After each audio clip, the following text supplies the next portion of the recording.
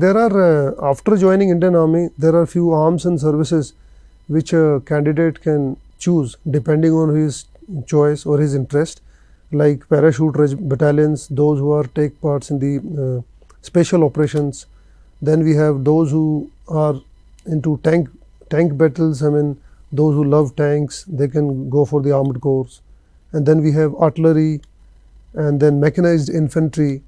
So Army Air Defense, in a recent 𝗪𝗓𝗫, you must have heard all those air threat which was coming onto the country by our adversary, the enemy.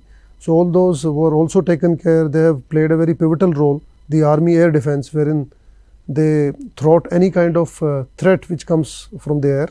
So they were very much instrumental in this 𝗪𝗪𝗫 as well.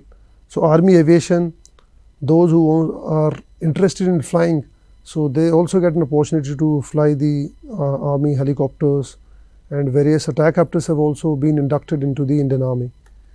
So then engineers, those who have done diplomas and ITI, I forgot to mention there.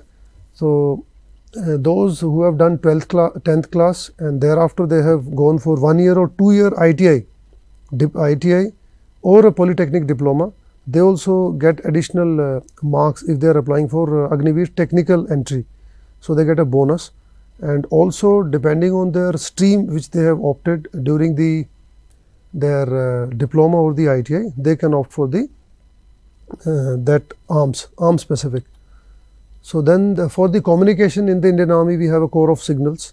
So generally they look after the communication part of the Indian Army, wherein whether we are in the field or in the battle or in the peace locations, so the Signal Corps is responsible for establishing the communications. So all those with background of engineering and communication, electronics and communications diploma, they are fit for this corps.